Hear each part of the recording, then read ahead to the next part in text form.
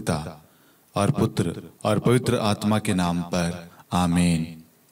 प्रभु यीशु ख्रिस्त में प्यारे भाइयों और बहनों, आप सभी का हार्दिक स्वागत है परिवारों को जोड़ने की कुंजी 9 दिवसीय निवेदन प्रार्थना में। आज हमारी प्रार्थना का 5वां दिन है। हम बीते 4 दिन के लिए ईश्वर को धन्यवाद दें। ईश्वर ने हमें यह सुंदर अवसर दिया ताकि हम अपने परिवार के साथ मिलकर प्रभु के वचन पर मनन चिंतन कर सके और अपने परिवार में जो भी कमियां हैं, जो भी परेशानियां हैं, जो भी बाधाएं हैं, उन सब को प्रार्थना और वचन के द्वारा अपने जीवन से दूर करें। Hallelujah, hallelujah. आइए हम सबसे पहले मां मरियम की विशेष मध्यस्थता मांगे। इस प्रार्थना को शुरू करने से पहले जिस प्रकार मां मरियम काना नगर के उस विवाह में उस परिवार के लिए, उस दंपति के लिए, उस नए जोड़े के लिए प्रार्थना कर रही थी, अगर वहां पर लोगों को मालूम चल जाता कि ये परेशानी है, हो सकता उस परिवार की बदनामी हो, उस नए जोड़े को दुख पहुंचे, उनका अपमान हो। उन सब से बचाने के लिए मां मरियम ने विशेष मध्यस्थता की। उनका नया रिश्ता जुड़ने से पहले ही हो सकता है टूट जाता। एक दूसरे पर आरोप लगा सकते थे। मैंने पहले ही कहा था ये व्यवस्था होनी चाहिए, ये चीज होनी चाहिए, वो चीज हो। एक दूसरे पर आरोप लगाते, एक दूसरे पर कमेंट पास करते। लेकिन वहां पर प्रभु के शिष्य और मां मरियम उपस्थित थी। इसका मतलब है उस परिवार में, उस विवाह में प्रभु को निमंत्रण दिया गया था, प्रभु को वहां पर बुलाया गया था आदर सम्मान के साथ। और जो प्रभु का आदर सम्मान करता है, प्रभु को निमंत्रण देता है अपने जीवन में, अपने परिवार में, वहां पर प्रभु की उपस्थिति होती है। और उनके जीवन में चाहे कितने भी परेशानी आ जाए, दुख तकलीफ पीड़ाएं आ जाएं, कितनी भी सुनामी ऊंची क्यों ना हो जाए, कितनी स्पीड से लहरें क्यों ना आ जाए, हवाएं चले, लेकिन उस परिवार का कोई कुछ नहीं बिगाड़ सकता, क्योंकि प्रभु वहां पर उनके परिवार में उपस्थित है। और मां मरियम उस परेशानी को लेकर प्रभु के पास में जाती है और प्रभु से कहती है, प्रभु इस परिवार की ये परेशानी है, ये तकलीफ है, ये पीड़ा है। आज आपकी भी जो भी पीड़ा परेशानी है, मां मरियम को कहिए। मां मरियम हमारे लिए एक मध्यस्थ का काम करती है, मध्यस्थ प्रार्थना करती है, हमारे लिए विनती करती है। वह हमारे लिए निरंतर हमारे परिवार की एकता के लिए, भलाई के लिए, खुशियों के लिए, परिवार में प्रेम शांति के लिए वह निरंतर प्रभु से प्रार्थना करती है। हमें नहीं मालूम हमारे जीवन में क्या तकलीफ पीड़ाएं, क्या कष्ट है, क्या रुकावटें बाधाएं हैं, लेकिन मां मरियम जानती है। आपके कहने से पहले मां मरियम तुरंत जाती है प्रभु के पास में और विनती याचना करती है और प्रभु वहां पर अपना चमत्कार प्रकट करता है। आज आप अपनी अवस्था को, अपने परेशानियों को, अपनी जरूरतों को, अपने रिश्तों को, अपने मनमुटाव, अपने टूटे हुए दिल को प्रभु के समक्ष लाएं। अपने परिवार की अवस्था को, परेशानियों को, समस्याओं को, अपने बच्चों को, अपने पति को, अपनी पत्नी को, अपने माता पिता को, परिवार के एक एक सदस्य को आप मां मरियम की मध्यस्थता द्वारा प्रभु के हाथों में समर्पित करें। हमें आज देखना है, समझना है, क्या हमने अपने जीवन में मां मरियम को दर्जा दिया है? क्या हमने उनकी मध्यस्थता द्वारा प्रार्थना की है? क्या हम प्रभु को अपने जीवन में, अपने निर्णय में, अपनी योजनाओं में, अपने कामकाज में, अपने विवाह में, अपने हर एक क्षण में क्या हम प्रभु को दर्जा देते, अधिकार देते, प्रभु को निमंत्रण देते हैं या नहीं? यदि आज से पहले आपने ऐसा नहीं किया तो उसके लिए क्षमा मांगे और आज से, इसी वक्त से एक नई पहल शुरू कीजिए कि अपने जीवन में हर क्षण, हर पल, हर कार्य में सबसे पहले प्रभु को मैं निमंत्रण दूंगा, आमंत्रित करूंगा। उसके बाद में मेरे जीवन के हर एक कार्यों की, हर एक चीज की शुरुआत करूंगा। तब आप देखना आपका जीवन, आपका परिवार आशीष पाएगा। हालेलुया। हालेलुया। इसलिए मेरे प्यारे भाइयों और बहनों, बड़ी श्रद्धा और विश्वास के साथ हम वह स्वर्गदूत ने जो गुड न्यूज सुनाई पिता परमेश्वर की ओर से, शुभ संदेश, प्रेम का संदेश, वही संदेश, वही वचन आज हम सब दोहराते हैं। प्रणाम मरियम कृपा पूर्ण, प्रभु आपके साथ है, धन्य आप स्त्रियों में और धन्य आपके गर्भ का फल यीशु। हे संत मरियम, ईश्वर की माँ, प्रार्थना कर हम पापियों के लिए, अब और हमारे मृत्यु के समय, आमीन। Hallelujah, hallelujah. मैं आप सभी से रिक्वेस्ट करूंगा, आप जल्दी से इस प्रार्थना के लिंक को अपने परिवार के साथ, अपने रिश्तेदारों के साथ, अपने फ्रेंड्स के साथ, अपने चर्च के ग्रुप में, आपके जो भी सोशल मीडिया पर आपके अपने जो भी है, और आपको लगता है उस परिवार को इस वक्त प्रार्थना की सख्त जरूरत है, ऐसे तमाम परिवारों के पास में इस वीडियो को पहुंचाएं। आपके एक शेयर करने से हो सकता है प्रभु उनके जीवन में बदलाव लाए। आज प्रभु ने आपको चुना एक मध्यस्थ के रूप में, इसलिए इस सुअवसर का लाभ उठाए और उन तक इस प्रार्थना को पहुंचाए। Hallelujah, hallelujah. आप अपनी बाइबल को और एक नोटबुक को लेकर बैठे, क्योंकि जब आप खुद बाइबल खोलेंगे, उस वचन को पढ़ेंगे, आपको और अधिक समझ में आएगा। हमें सुनने के लिए तत्पर रहना है। प्रभु कहता है सुनने के लिए तत्पर रहो, क्रोध और बोलने के लिए देरी करो। हमें ये अवसर प्रभु ने दिया, हम वचन को सुने और उसका अनुसरण करें, ताकि हमारा परिवार आशीषित हो। आज हमारा मनन चिंतन का विषय है स्वार्थ और अभिमान। आज ये परेशानी हर एक परिवारों की है। उनके परिवार में आज स्वार्थ और अभिमान हर एक परिवार में कार्य कर रहा है, और स्वार्थ और अभिमान की वजह से उनके रिश्तों को, उनके परिवार को चकनाचूर कर रहा है। आज कोई भी झुकना नहीं चाहता। आज हर किसी के अंदर स्वार्थ, घमंड, अभिमान आ चुका है।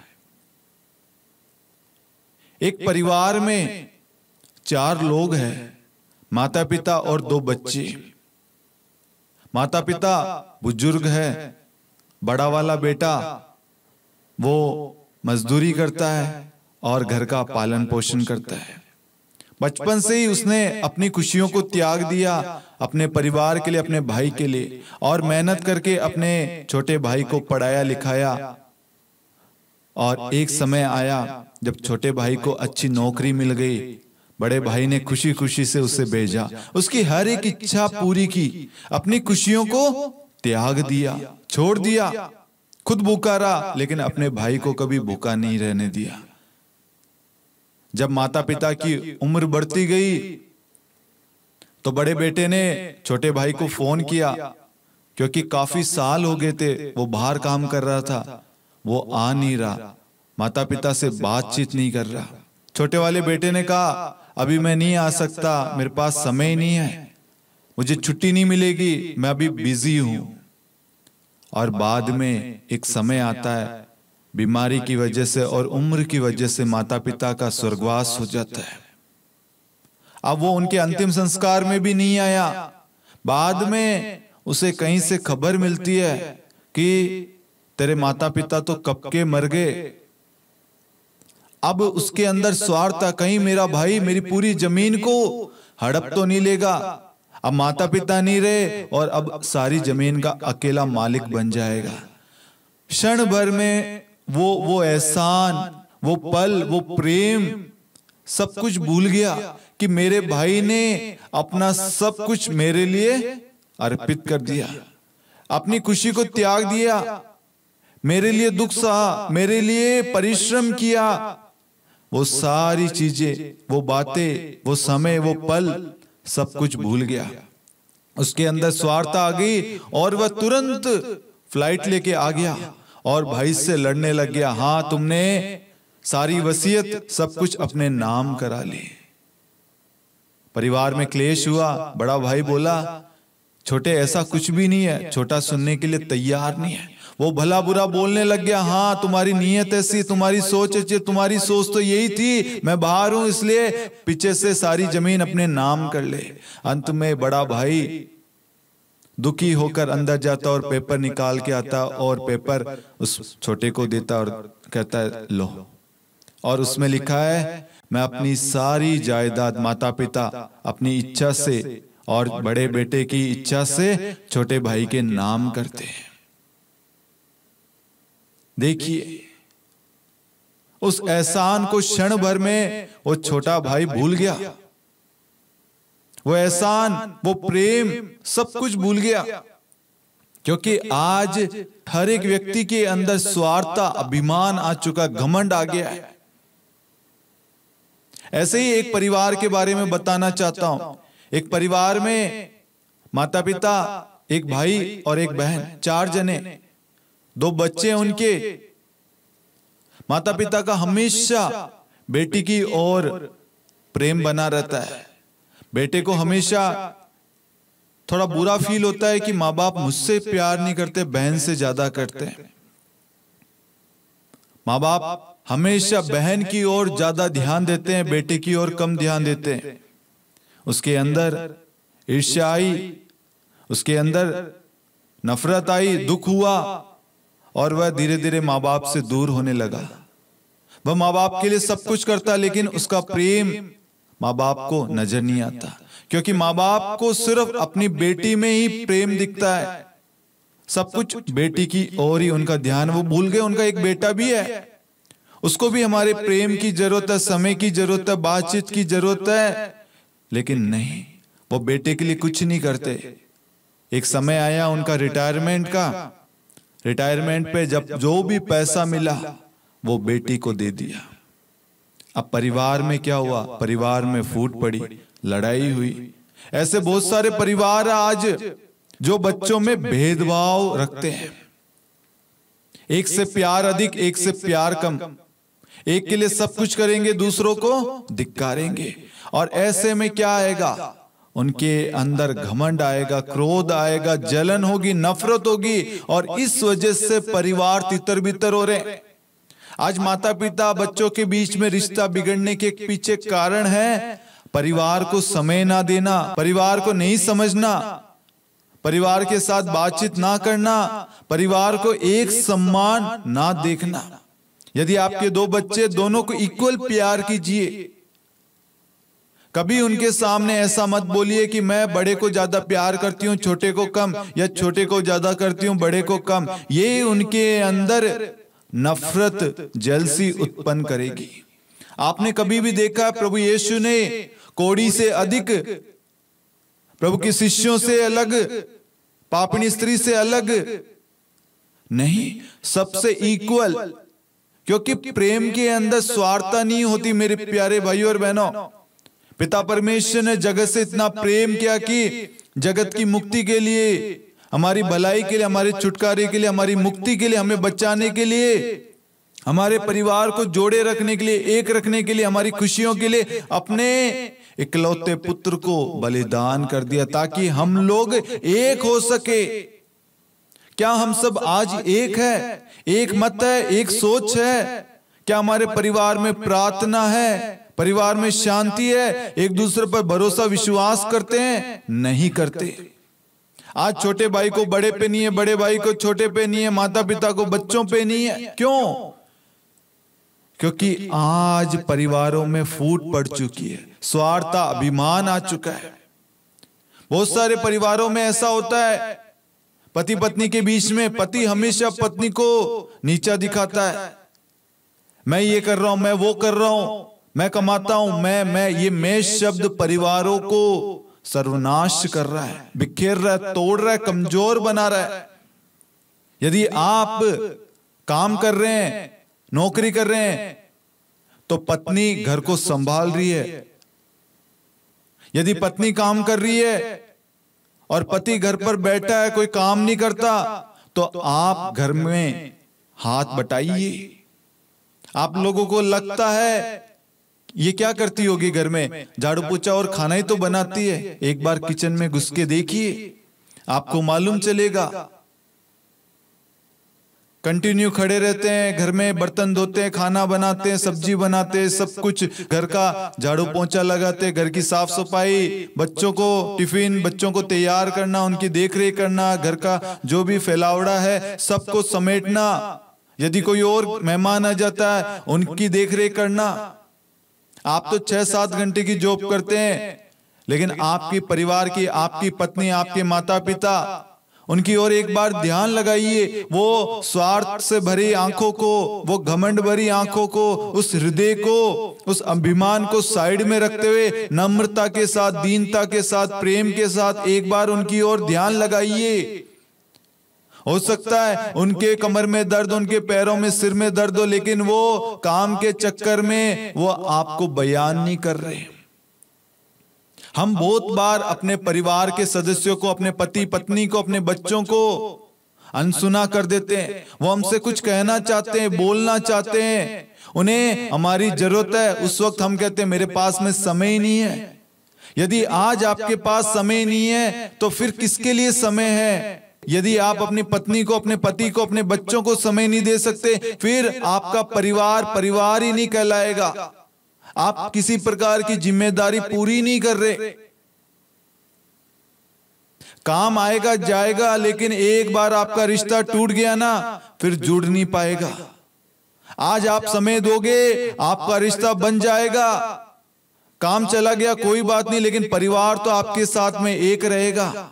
आज कोई भी सोचने के लिए, झुकने के लिए, माफी मांगने के लिए तैयार नहीं है, क्योंकि सबको प्राइड आ गया, घमंड आ गया है। मेरी वजह से मेरा परिवार चल रहा है, मेरी वजह से, मेरी सैलरी से, मेरी जॉब से मेरा घर चलता है, तुम मेरे पैसों पे पलती हो, आज तुम जो कुछ भी हो मेरी वजह से। प्रभु ने क्या कुछ नहीं किया सबके लिए, हमारे लिए, हमारी रोगों के लिए, हमारे पापों के लिए उसने मार खाई, हमें बचाने के लिए हम चैन से सो सके, इसलिए वो जागता रहा।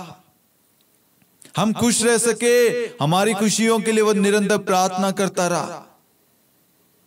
दिन रात लोगों की सेवा में लगा रहता, लेकिन कभी नहीं कहा मैं हार गया, मैं थक गया। नहीं, वो प्रेम से करता था, क्योंकि प्रेम सब कुछ को ढक लेता है।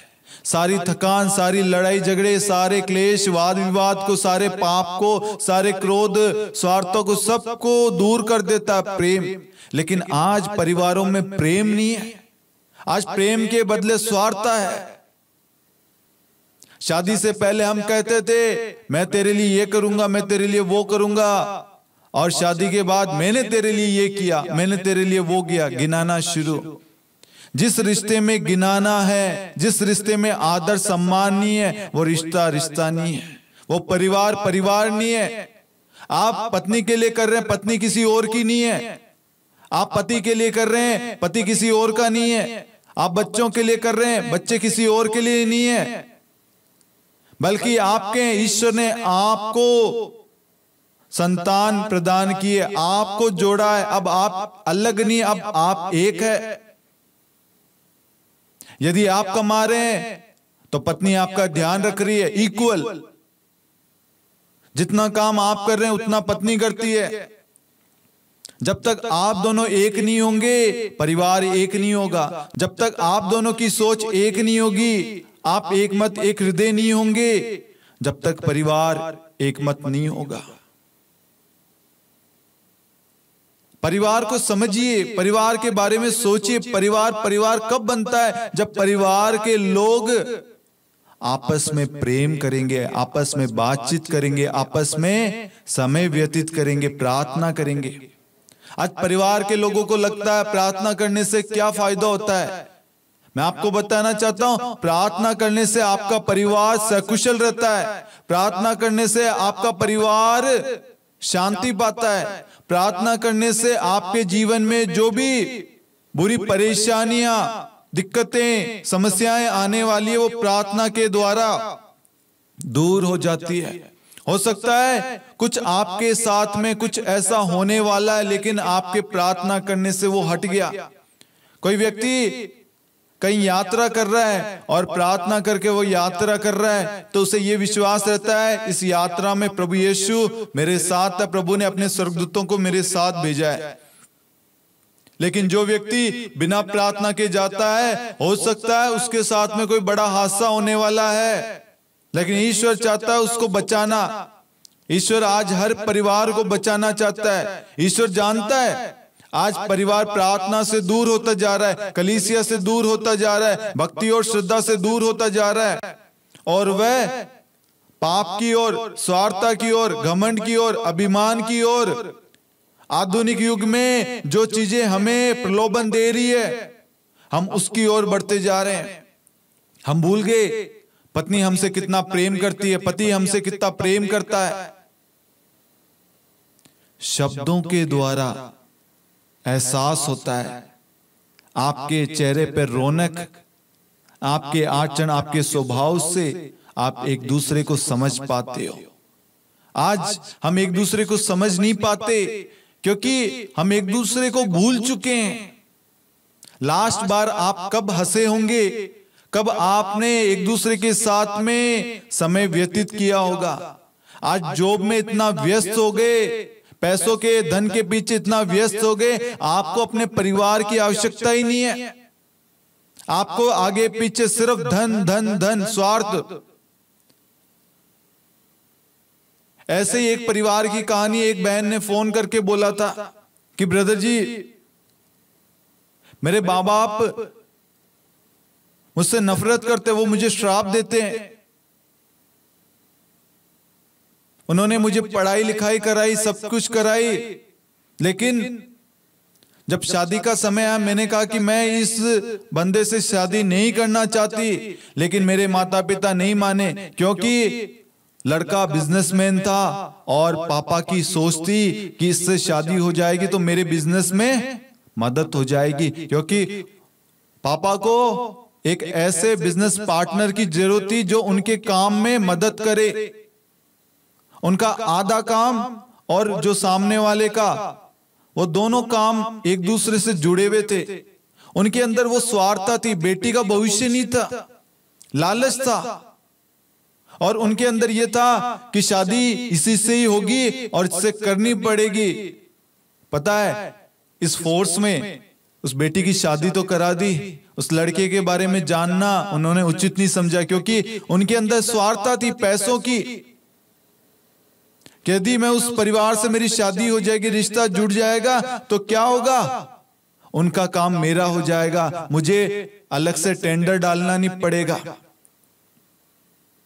पिता का लालच, स्वार्थ, परिवार का स्वार्थ, देखो उस बच्ची के भविष्य को नष्ट कर दिया। वो लड़का रोज शराब पी के उस पत्नी को, उस बहन को मारता फिरता। उसके चेहरे पे, उसके शरीर पे घाव ही घाव है। उसे घर नहीं जाने देता, उसे मोबाइल फोन तक नहीं देता, हर समय उस पर शक करता, उसको मारता पीटता। वो हंसी तो चांटा मार देता। वो बहन रो रो के बोल रही है, मेरे माँ बाप की एक स्वार्थता, एक गलती की वजह से मेरा परिवार, मेरा रिश्ता, मेरा जीवन बर्बाद हो गया। ऐसे कितने सारे परिवार, कितने सारे रिश्ते आज तबाह हो रहे हैं अपनी स्वार्थता की वजह से। आज माँ बाप बच्चों से नहीं पूछते कि बच्चे तेरी इच्छा क्या है, अपनी इच्छा, अपनी स्वार्थता उन पर थोप देते हैं। और बच्चे माँ बाप से नहीं पूछते, माँ बाप, माता पिता, मम्मी पापा बताइए क्या ये चीज मेरे लिए सही है या गलत। क्योंकि बच्चे आजकल माँ बाप को अपना दुश्मन मान बैठे हैं कि ये कहेंगे अभी मना करेंगे, ये अभी देखो अभी मना कर देंगे। हमें समझना है एक दूसरे को, सबसे पहले अपने अंदर से ये स्वार्थता हटानी है और एक दूसरे के लिए समय निकालना, सोचना है। बच्चे किसी और के नहीं है, माँ बाप किसी और के नहीं है, पत्नी किसी और की नहीं, पति किसी और की नहीं है। ये आपकी रिस्पॉन्सिबिलिटी है, आपकी जिम्मेदारी है। अब आप का फर्ज है इस रिश्ते को प्रभु के नाम से प्रार्थना के द्वारा आगे बढ़ाना। यदि आप सोचोगे मैं लेके चलूंगा, आप उनको लेकर नहीं चलोगे, आप उनको बिखेरोगे। प्रभु का पवित्र वचन कहता है सुक्ति ग्रंथ 16 वाक्यांश 18 में, घमंड विनाश की ओर ले जाता है और अहंकार पतन की ओर। हमें देखना है कहीं हमारे अंदर घमंड तो नहीं है। यदि घमंड है तो अवश्य वो हमें विनाश की ओर ले जाएगा और अहंकार जो है वो हमारा पतन करेगा। आज बहुत सारे हस्बैंड वाइफ के अंदर घमंड है। पत्नी पति की वैल्यू नहीं करती, इज्जत नहीं देती, आदर सम्मान नहीं करती।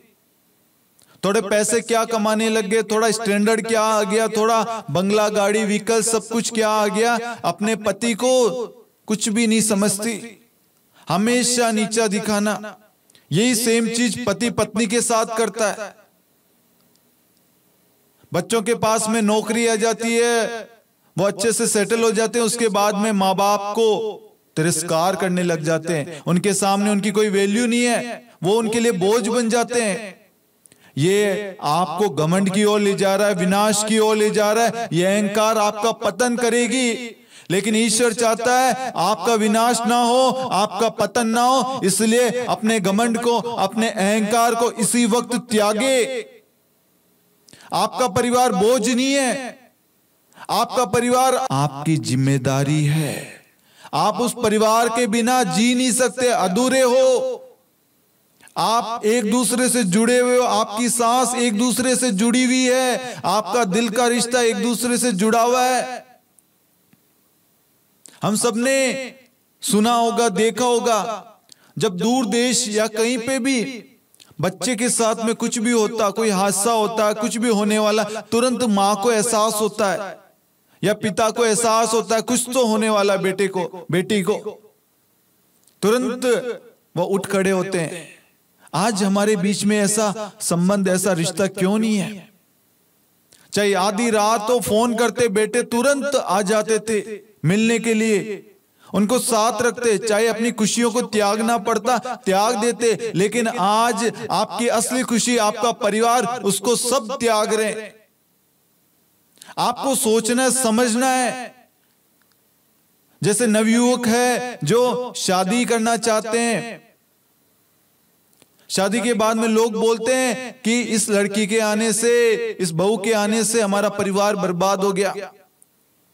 मैं आपको कहना चाहूंगा, यदि ईश्वर ने जोड़ा है और ईश्वर की ओर से, तो वो कभी भी आपके परिवार को तोड़ेगी नहीं, आपके परिवार को आपसे अलग नहीं करेगी। यदि आपने अपनी बुद्धि पर, अपनी स्वार्थता पर, अपने घमंड पर भरोसा करते हुए आपने निर्णय लिया, अपने माता पिता से नहीं पूछा, अपने बच्चों से नहीं पूछा, और इन सबसे पहले आपने प्रभु यीशु से नहीं पूछा, इसी कारण से आपका परिवार तबाह हो रहा, बर्बाद हो रहा है। आजकल आप अपने जीवन के निर्णयों में, योजनाओं में, डिसीजन में प्रभु को पूछते ही नहीं है, प्रभु को जगह ही नहीं देते। जिसकी वजह से क्या होता है, जब समय खराब आता है, परिस्थिति विपरीत होती है, सारा ब्लेम प्रभु पर डाल देते हैं। अपनी गलती को कोई देखता ही नहीं है, कोई झुकना नहीं चाहता। आज हम शब्दों के बाण से एक दूसरे को घाव पहुंचा रहे हैं, एक दूसरे की हत्या कर रहे हैं। घमंड आ गया, थोड़ा पैसा धन दौलत आते ही क्या हुआ, मेरा स्टैंडर्ड ये है, मैं ये हूं, मैं वो हूं। तेरे जैसे हजारों लोग, लाखों लोग मेरे आगे पीछे घूमते। एक समय आएगा मेरे प्यारे भाइयों और बहनों, जब आपको पूछने वाला कोई नहीं होगा। आज आप जिस घमंड पे चल रहे हैं, जिस अहंकार में चल रहे हैं, वो आगे जाके विनाश का कारण बनेगा। आपके लिए खड्डा खोदा हुआ पड़ा है।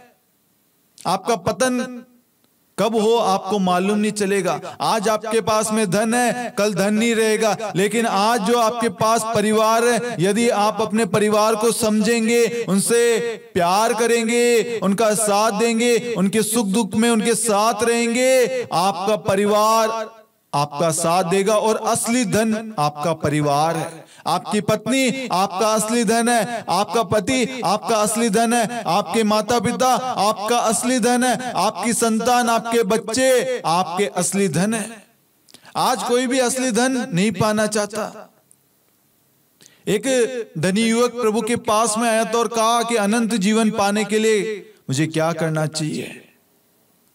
तब प्रभु ने कहा आज्ञाओं का पालन करो, उसने कहा आज्ञाओं का पालन करता हूं। लेकिन प्रभु ने उसकी ओर ध्यान पूर्वक देख के प्रभु के हृदय में प्रेम उमड़ा और कहा तुम में एक बात की कमी है। आज प्रभु आप सभी भाई बहनों से कहना चाहता है, बेटा और बेटी, बच्चों, माता पिता, दंपतियों, पति पत्नियों, आपके अंदर एक बात की कमी है। तो प्रभु उस धनी युवक से कहते हैं, जाओ अपना सारा धन संपत्ति बेचकर मेरे पीछे चले आओ, मेरे पास चले आओ। प्रभु का कहने का मतलब था तुम वो सारी चीजें छोड़ दो और तुम मेरे पीछे चलोगे, मेरे साथ रहोगे, ये तुम्हारा असली धन है। प्रभु यीशु हमारा असली धन है। और आज प्रभु यीशु हमारे परिवारों में आना चाहता है, हमारे जीवन में, हमारे रिश्तों में, हमारे बच्चों के भविष्य को बनाना चाहता है, हमारे रिश्तों को संभालना चाहता है, उसको सही करना चाहता है, उसको मजबूत करना चाहता है। लेकिन क्या है, हम लोगों के पास में टाइम नहीं है। माता पिता पार्टी में जा सकते हैं लेकिन प्रार्थना के लिए चर्च नहीं जाएंगे। बच्चे रात को 2-2, 3-3 बजे तक पार्टी कर सकते हैं लेकिन सुबह चर्च का टाइम होता है, चर्च के टाइम पे सोते रहेंगे। कितने सारे बच्चे आज नशे की लत में, ड्रग्स में फंसते जा रहे हैं। आज हर कोई व्यक्ति प्रेम की तलाश में भटक रहा है।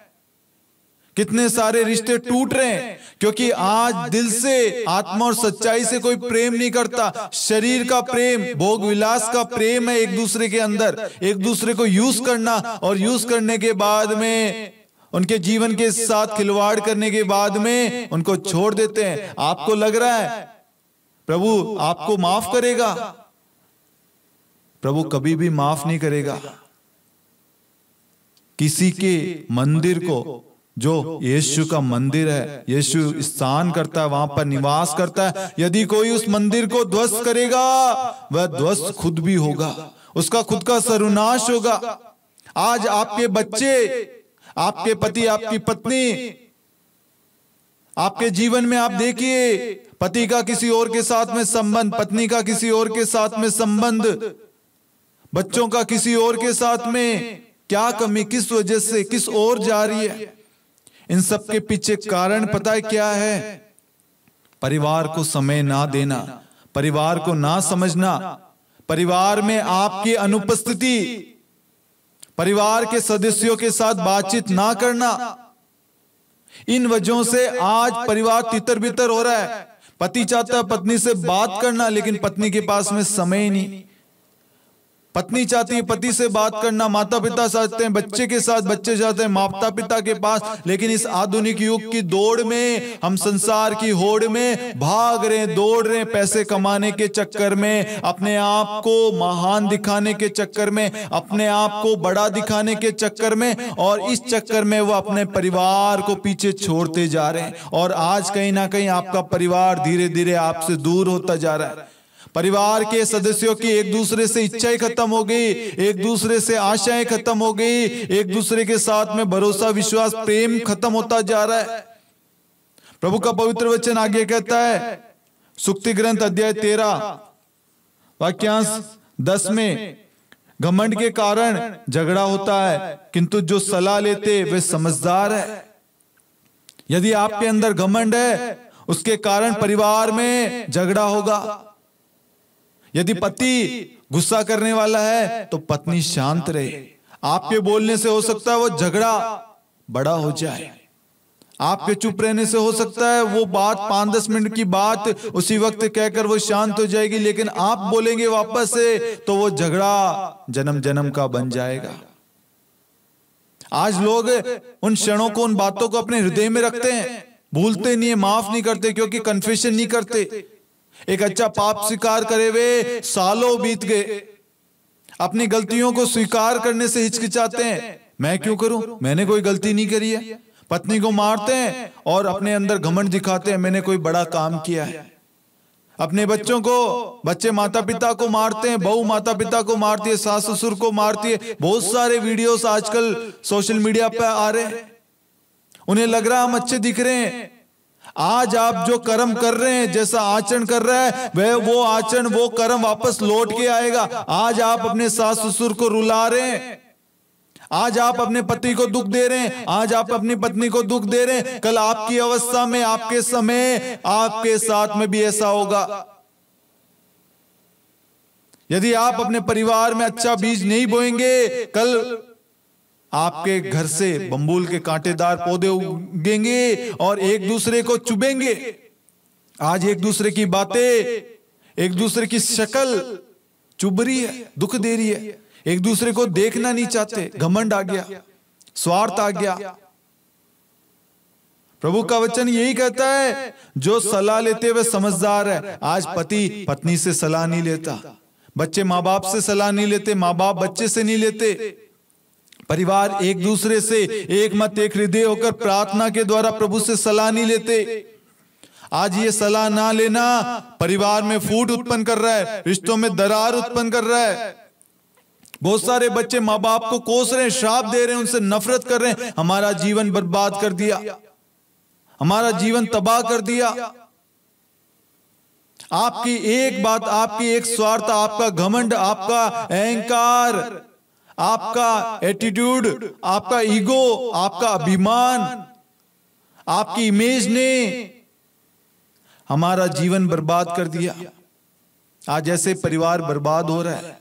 प्रभु का पवित्र वचन आगे कहता है, सन्मति अध्याय 23 वाक्यांश 12 में, जो अपने को बड़ा मानता है वह छोटा बनाया जाएगा, और जो अपने को छोटा मानता है वह बड़ा बनाया जाएगा। पवित्र वचन स्पष्ट रूप से कहता है, जो घमंड करता है उसका घमंड अवश्य टूटेगा, लेकिन जो नम्र है, दीन है, प्रभु उसको उठाएगा। जिस परिवार में प्रार्थना है, जिस परिवार में प्रेम है, जिस परिवार में एक दूसरे के लिए आदर सम्मान है, वो परिवार फूलेगा, वो परिवार आशीष पाएगा। और जिस परिवार में स्वार्थता, अभिमान, घमंड है, अहंकार है, प्राइड है, वो परिवार तबाह होगा, बर्बाद होगा, उसका पतन होना तय है। इसलिए ईश्वर का वचन कहता है, जो अपने को बड़ा मानता है वह छोटा बनाया जाएगा, और जो अपने को छोटा बनाएगा वह बड़ा बनाया जाएगा। आज हमें देखना है, हमें छोटा बनना है या बड़ा बनना है। जो बड़ा बनेगा वो छोटा होगा। जिसके अंदर घमंड है, लड़ाई झगड़े, क्रोध है, एक दूसरे के लिए नफरत है, ईर्ष्या है, बैर है, जो गाली गलौज बकता है, आप गिरोगे, आप टूटोगे, आपका घमंड चकनाचूर होगा। लेकिन जो एक दूसरे को माफ करता है, एक दूसरे को स्वीकार करता है, एक दूसरे को क्षमा करता है, एक दूसरे को स्वीकार और प्रेम करता है, एक दूसरे की भलाई के लिए साथ देता है, एक दूसरे के लिए प्रार्थना करता है, उस परिवार को, उस व्यक्ति को प्रभु उठाएगा, उसको महान बनाएगा। प्रभु का पवित्र वचन फिलिपियों अध्याय 2 वाक्यांश 3 कहता है, आप दलबंदी तथा मिथ्याभिमान से दूर रहे, हर व्यक्ति नम्रता पूर्वक दूसरों को अपने से श्रेष्ठ समझे। जब तक आप एक दूसरे का आदर सम्मान नहीं करेंगे, एक दूसरे की इज्जत नहीं करेंगे, एक दूसरे को प्रेम नहीं करेंगे, एक दूसरे को समझेंगे नहीं, तब तक कुछ नहीं होगा। वचन कहता है, दूसरों को अपने से अच्छा समझो। हमेशा आप सही नहीं, बहुत सारे परिवारों में मैं जो कर रहा हूं वो सही, मैंने जो बोल दिया वो सही, मैं सही हूं, तू गलत है, एक दूसरे पर आरोप लगाते हैं। और इसकी वजह से क्या होता है? इसकी वजह से उनका जीवन बर्बाद हो जाता है, उनका रिश्ता टूट जाता है। सामने वाला ये सोच बैठता है, ना तो ये मेरी बात सुनते हैं और ना सुनेंगे, ना मुझे समझेंगे, इससे अच्छा है मैं इनके जीवन से दूर हो जाऊं। और आज इसी वजह से कितने सारे परिवार एक दूसरे से अलग हो गए, माता पिता बच्चों से, पति पत्नी एक दूसरे से, बच्चों के अंदर भाई बहन आपस में नफरत करने लग गए, भाई बहन का वो प्रेम खत्म हो गया। आज उनके बीच में स्वार्थ आ गई कि बहन को ये दिलाया, मुझे ये दिलाया। बहन को तो देखो 100 रुपए की चीज दी और मेरे को देखो 50 रुपए में निपटा दिया। आज ये क्यों, कहां से आ रहा है? आज ये सब कुछ समाज से, आधुनिक युग की जो चीजें हैं, जो OTT प्लेटफॉर्म है, जो भी सीरियल्स आ रहे हैं, जो भी मूवीज आ रही है, उन सब में आज रिश्तों को तोड़ मरोड़ कर दिखाया जाता है। परिवारों में संदेह उत्पन्न करने वाले, परिवारों में लड़ाई झगड़े उत्पन्न करने वाली चीजें आ रही है। सास की बहू से, बहू की सास से, पत्नी का किसी और के साथ, पति का किसी और के साथ, बच्चों का किसी और के साथ, गलत संगति, ये सारी चीजें परोसी जा रही है।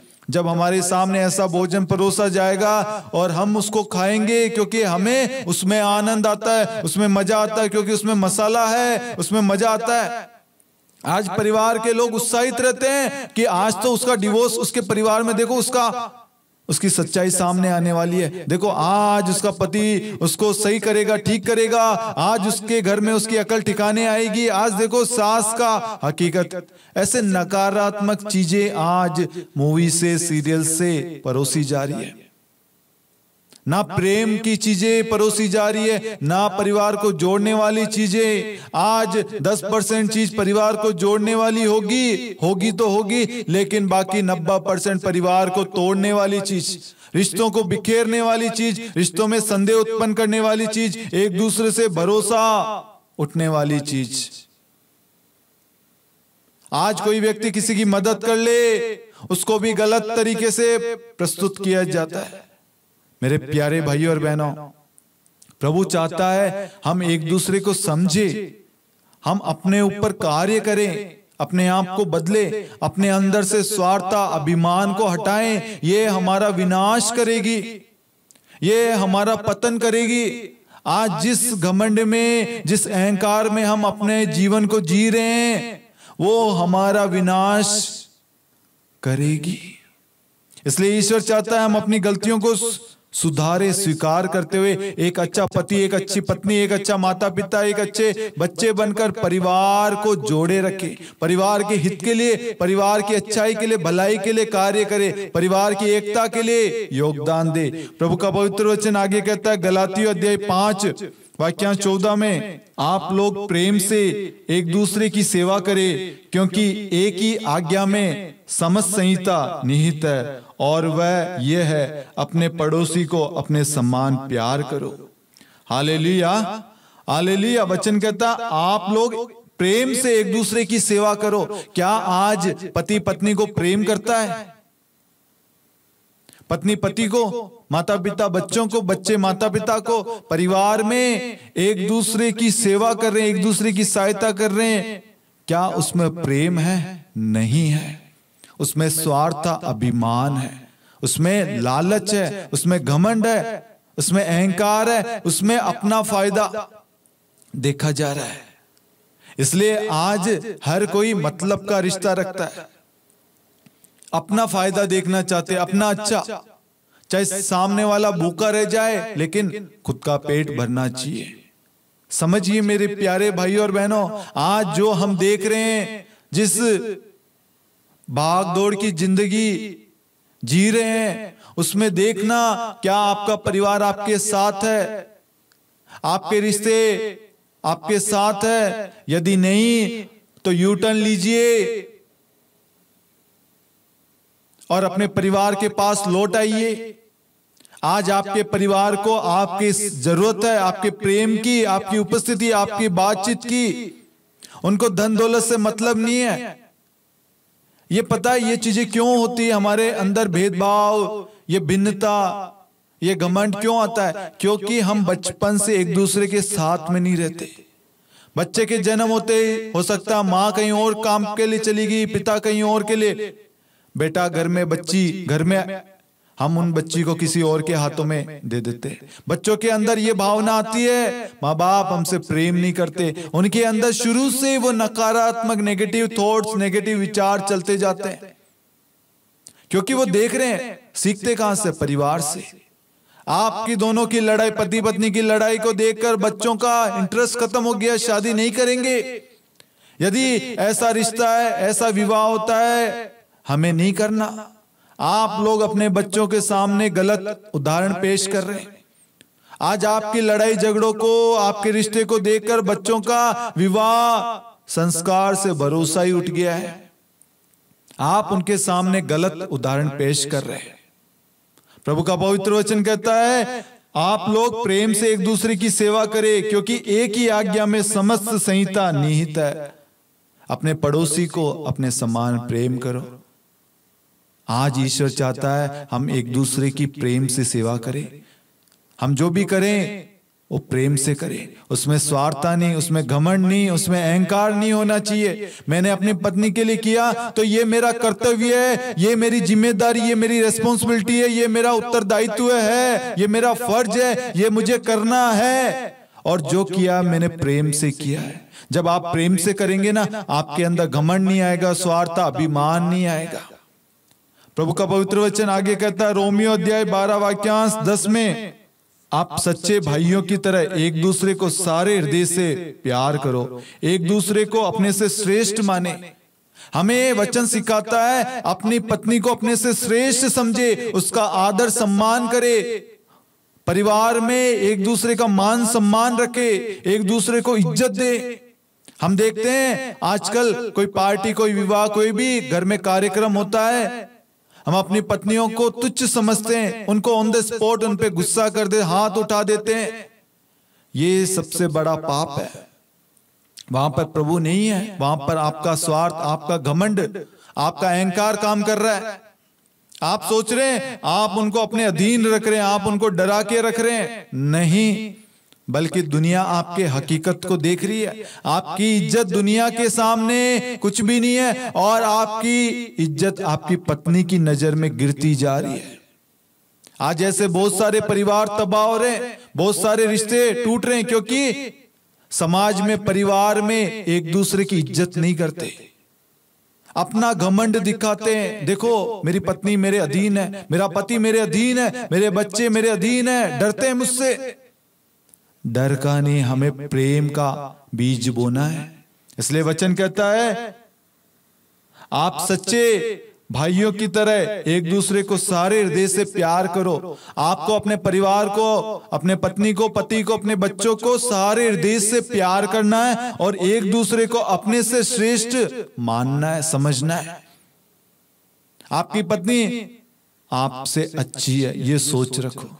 वो मेरा भला चाहती है, वो मेरा सुख दुख में साथ देती है, वो मुझे समझती है।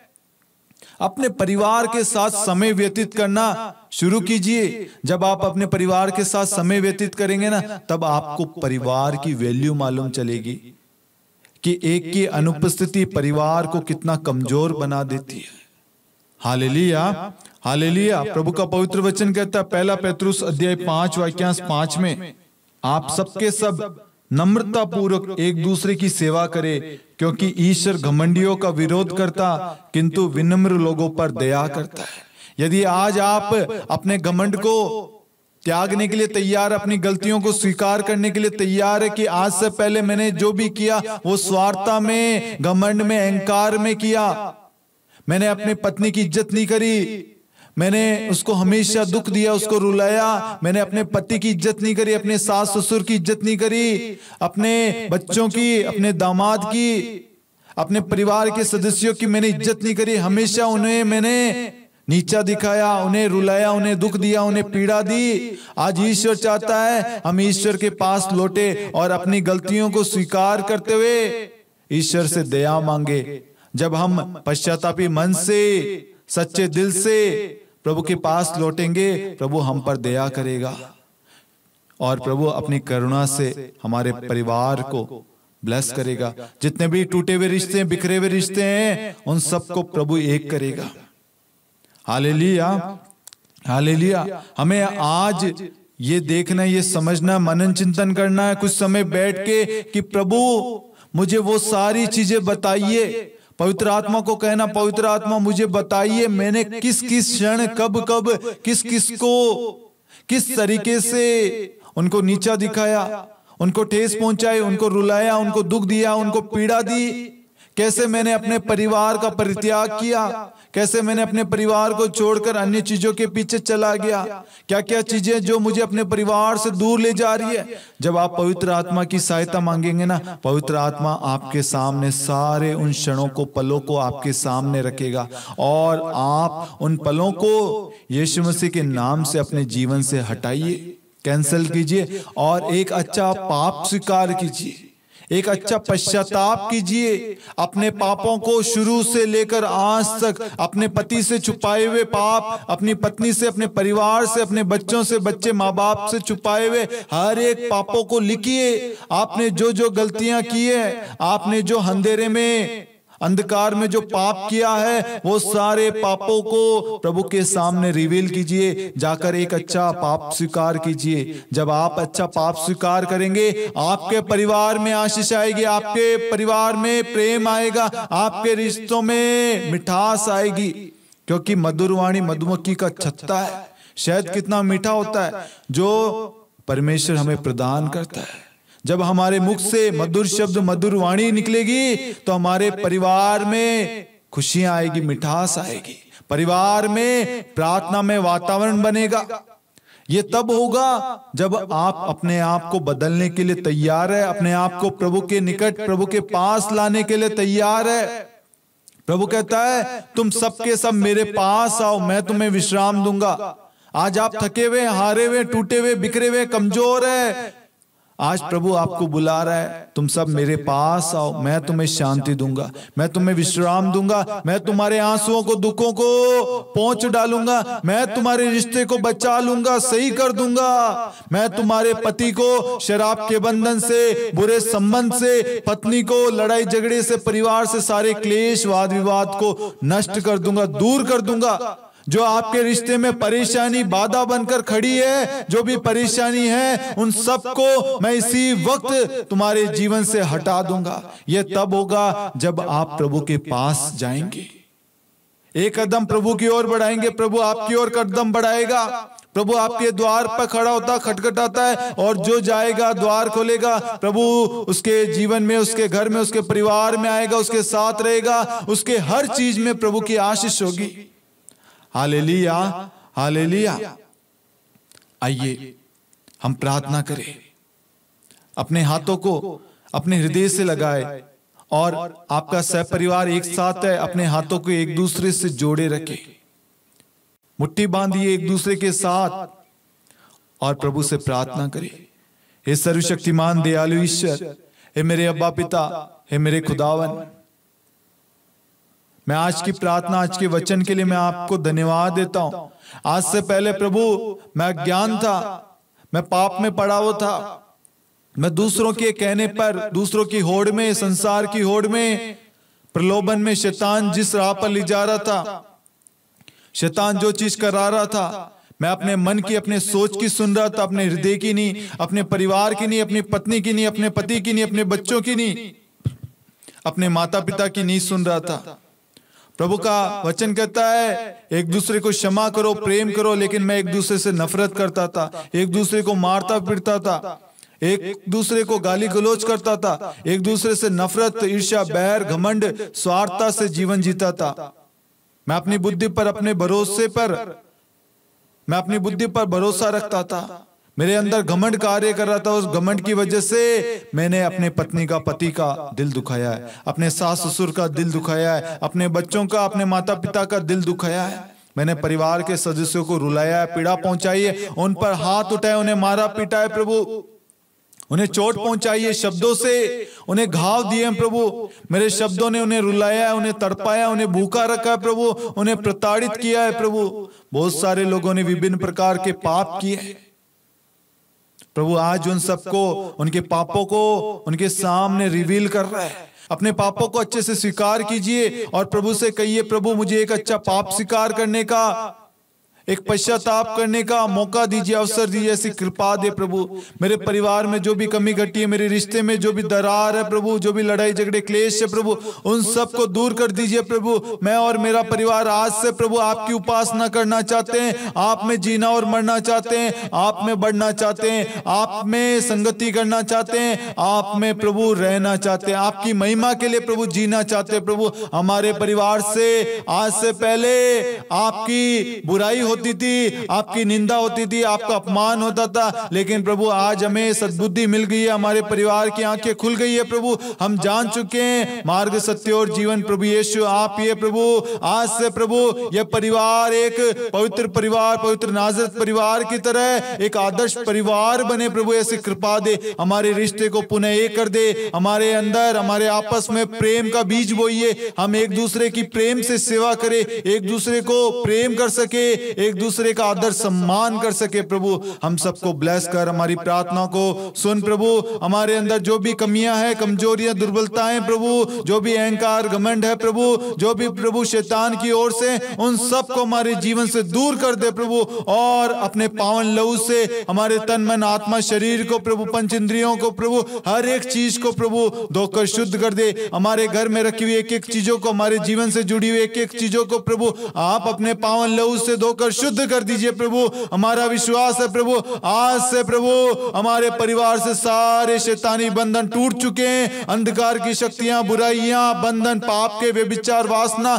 शराब की आदत, बुरी आदतें जो भी थी, चोरी करना, झूठ बोलना, बुराई करना, सारी बुरी आदतें आज यीशु मसीह के नाम से दूर हो चुकी है। हमारे परिवार में स्वर्ग से प्रभु की आशीषें उतर रही है। हमारा परिवार एक हो रहा, हमारे रिश्ता बदल चुका, हमारे रिश्ते में मधुरता, प्रेम आ चुका, विश्वास, भरोसा आ गया। जो परिवार एक दूसरे पर भरोसा नहीं करते थे, पति पत्नी के बीच में संदेह आ गया था प्रभु, उनके सारे संदेह को, सारे दर्द पीड़ा को, सारी चीजों को दूर कर रहा है और आपके अंदर विश्वास और प्रेम का बीज बो रहा है, आप दोनों को एक कर रहा है। हालेलुया, हालेलुया, हालेलुया, हालेलुया, यीशु स्तुति, स्तुति प्रभु यीशु। जितने भी लोग इस प्रार्थना में भाग ले रहे हैं, उन सबको प्रभु स्पर्श कीजिए, छूइए, उनके तन मन आत्मा शरीर को शुद्ध कीजिए प्रभु, उनके परिवार को ब्लेस कीजिए प्रभु। Hallelujah, hallelujah, hallelujah, hallelujah, hallelujah, hallelujah. उनके परिवार को आशीर्वाद दे प्रभु। ये परिवार जो भी कार्य करे प्रभु, आपकी पवित्रता से, आपकी इच्छा से करे प्रभु। इनके परिवार के द्वारा आपकी महिमा हो, आपकी प्रशंसा हो, आपका आदर सम्मान हो प्रभु। आपको प्राथमिकता दी जाए प्रभु। हर एक परिवार प्रभु आपके समक्ष घुटना टेके, आपसे अनुनय विनय करे, आपसे प्रार्थना करे प्रभु। वह जान चुके हैं कि प्रार्थना से ही हमारा परिवार सकुशल रहता, हमारा परिवार एक होता है। इसलिए उनके जीवन में प्रभु प्रार्थना का महत्व जगाइए, प्रार्थना की शक्ति को उंडेलिए, वचन के प्रति श्रद्धा, भक्ति उनके अंदर उत्पन्न कीजिए। हालेलुया, हालेलुया, हालेलुया, हालेलुया, यीशु धन्यवाद यीशु। Hallelujah, hallelujah.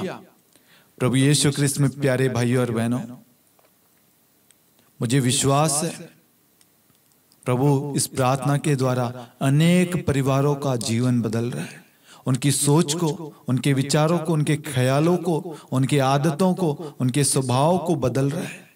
आज से पहले हम दूसरों की बातों में आकर अपने आप को बदल रहे थे, लेकिन हम भूल गए थे कि प्रभु हमसे क्या चाहता है।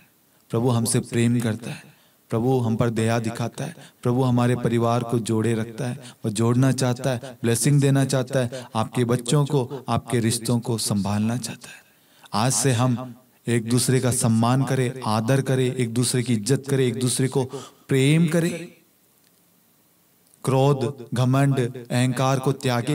ये सब विनाश की ओर ले जाता है, ये हमारा सर्वनाश करता है। इसलिए इन सारी चीजों को दूर कीजिए। जो भी चीजें आपके रिश्ते में आ रही है, चाहे वो कोई भी चीज क्यों ना हो, आपका समय हो, आपकी नौकरी हो या कोई भी चीज हो, उनको अपने जीवन से दूर करें।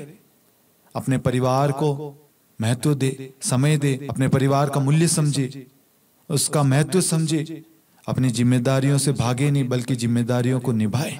जब आप अपने परिवार को समय देंगे ना, आपका परिवार सकुशल होगा, आपके परिवार में शांति होगी, प्रभु का अभिषेक होगा, प्रभु की कृपाएं, ब्लेसिंग, बरकत आएगी आपके जीवन में और आपके कामकाज में बढ़ोतरी होगी। जो प्रभु के साथ जुड़कर, परिवार के साथ एक होकर आगे बढ़ता है, उस परिवार को प्रभु अनेक वरदानों से भरता है, ब्लेसिंग से भरता है। इसलिए सब परिवार मिलकर प्रार्थना को शुरू करें, सब परिवार मिलकर चर्च जाएं, प्रार्थनाओं में भाग ले और अपने आध्यात्मिक और आत्मिक जीवन में बढ़ोतरी करें।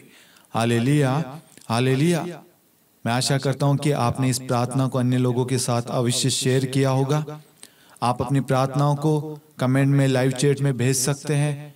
आपकी स्क्रीन के सामने प्रेयर टावर का नंबर आ रहा है, आप उस पर अपनी प्रार्थना निवेदनों को भेज सकते हैं, आप अपनी गवाही को भेज सकते हैं। और साथ में आपके सामने एक और QR कोड, एक और नंबर आ रहा है, आप उसको स्कैन कीजिए। आप हमारे व्हाट्सएप ग्रुप, जो कम्युनिटी का व्हाट्सएप चैनल का जो ग्रुप है, डायरेक्ट उसमें आप ऐड हो जाएंगे। वहां पर आपको सारी प्रार्थनाएं, सारी वीडियोस के लिंक, सारे वचन, पोस्टर, सब कुछ आपको एक ही जगह प्राप्त हो जाएगा।